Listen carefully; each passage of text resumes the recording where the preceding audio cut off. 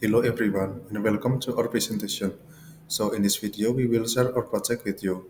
My name is Catur and today I'm accompanied by two of my friends Krisna and Jocelyne. Sustainability has become a key goal across many fields. Green architecture focuses on designing structures that use fewer resources and create less pollution during construction, use and maintenance. So there are 10 characteristics of green architecture.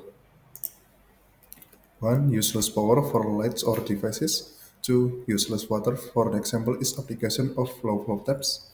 3. Use sunlight in your design. 4. Clean energy such as sun and wind. 5. Save natural materials. 6. Use local wood or stone. 7. The wood materials are sourced from replanted forests. 8.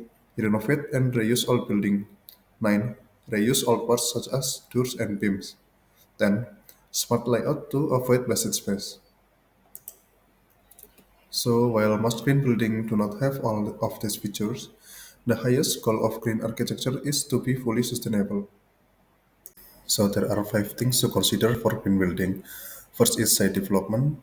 Consider site development to reduce the impact of development on the natural environment. Second is material selection. Carefully select materials that are durable, contain recycled content, and are locally manufactured to reduce negative environmental impacts. Three is minimization.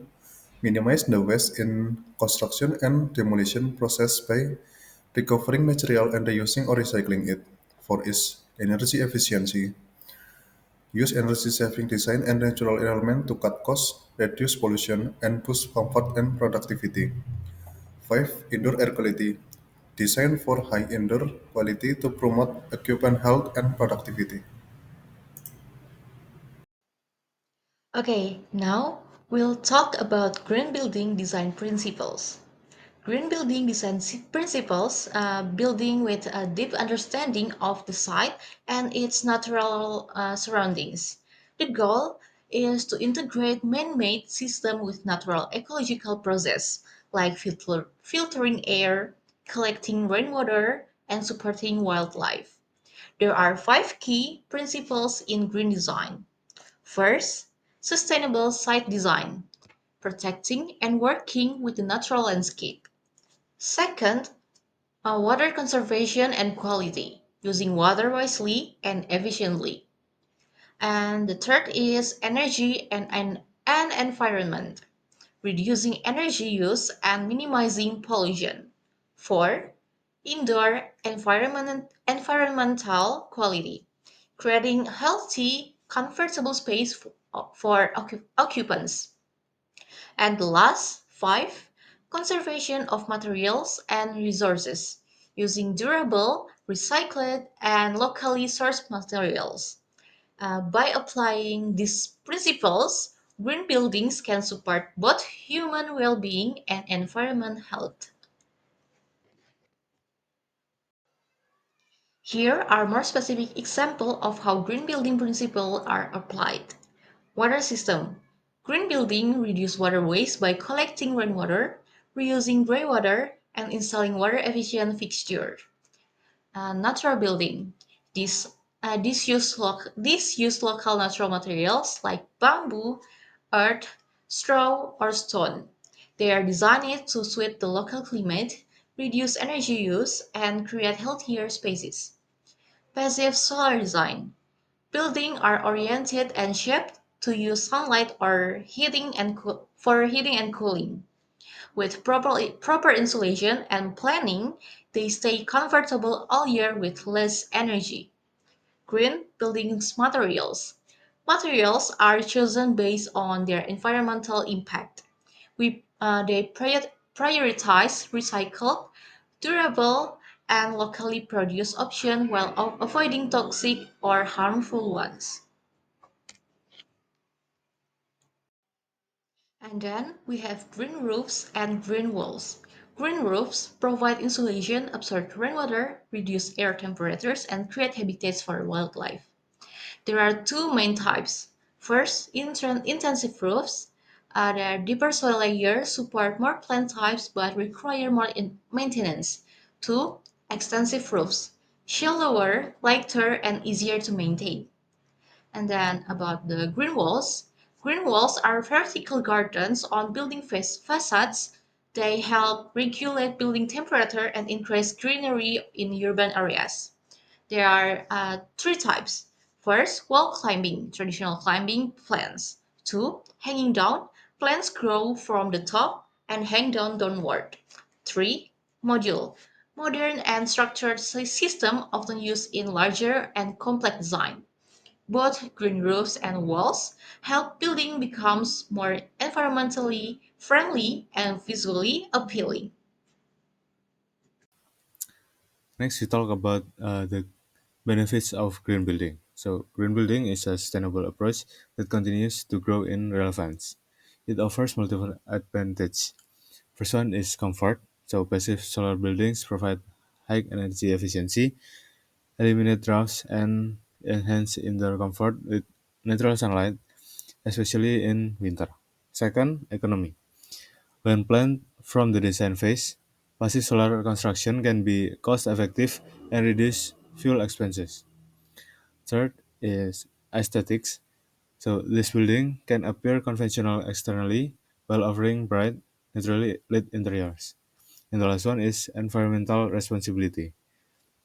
They reduce the need for heating fuel and lighting electricity. Incorporating passive cooling strategies can also lower summer air conditioning costs. Okay, next is case study. So the case study focused on an area with a typical Mediterranean climate, characterized by a long, fairly warm season and a short, mildly rainy winter. These conditions support thermophilic biological activity. Most of the precipitation occurs during the cooler months from autumn to spring. The prototype discussed is specifically designed to suit the warm and humid conditions of the northern western coast hinterland in the Alexandria region.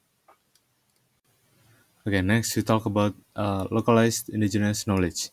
So this section emphasizes how indigenous knowledge contributes to climate responsive buildings design through elements like courtyards for ventilation and comfort, thick stone walls for insulation, roof made with heat reducing and water resistant materials, and narrow elevated openings that manage heat and airflow.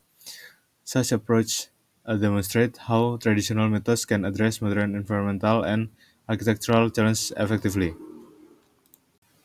Next is housing prototype suggestion. So the housing prototype, referred to as a typical housing prototype or THP, is a single-story home centered around a courtyard, designed to incorporate various passive and sustainable features. The layout maximizes natural ventilation and daylight, while also providing privacy and comfort. So in this topic, there are some points. The first one is courtyard design. So the central courtyards enhance relaxation, offer natural ventilation, and maintain privacy. They also improve the lighting and reduce the need for mechanical cooling. Second, sun angles and shading. Orientation and shading are carefully designed to avoid overheating, especially from the south-facing windows. Properly angled overhangs block harsh summer sun while allowing winter sunlight. Third is thermal mass. So thick masonry walls absorb heat during the day and release it at night. So it helping to regulate indoor temperatures. Uh, Next is construction material.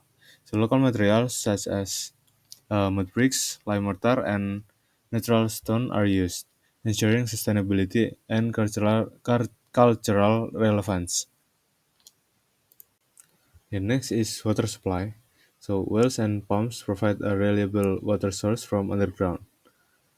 Next is biogas plant. So it converts organic waste into a biogas and use it for cooking and lighting, promoting energy independence.